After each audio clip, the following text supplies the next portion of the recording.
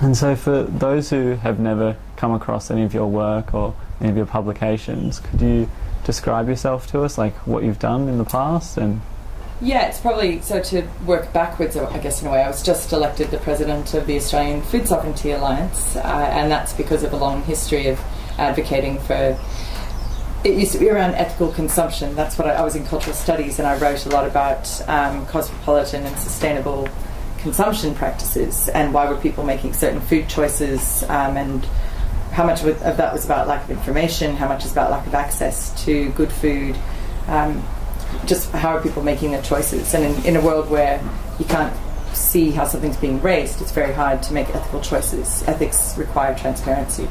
So it came from that consumption side, and then increasingly that was getting me more interested in the production side. And so, you know, if I want to only eat free-range pork, then who's growing it, how are they growing it, why are they growing it, where are they growing it, and what does free-range really mean? Is it really like it in our system? Is it really out on the paddocks full time? Are they animals that are kind of cavorting and their ears flapping and they're happy?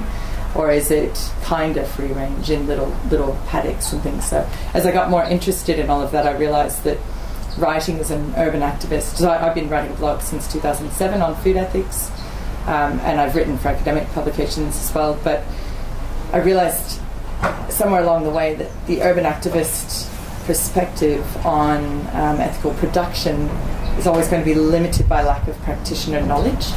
And so for me, the ultimate goal coming out here was to get into a proper space of praxis where I learn from doing, and then I write and advocate more around that. So we would never give up farming here just because the advocacy has got so big for us. We will always have to keep doing exactly what we're doing so we can talk as, you know, real farmers and butchers. So that's the short history, yeah. Excellent.